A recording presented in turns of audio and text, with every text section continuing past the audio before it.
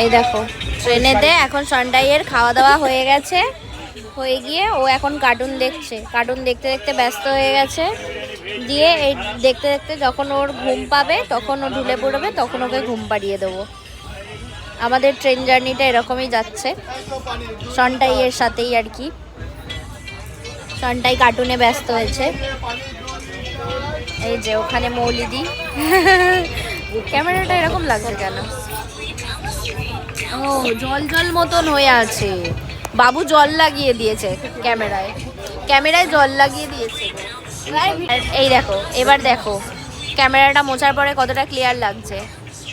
ওই যে ওখানে বাবুদা ফোন নিয়ে ব্যস্ত, এখানে সন্টাইয়ের ঠাম্মিও ফোন নিয়ে ব্যস্ত আছে।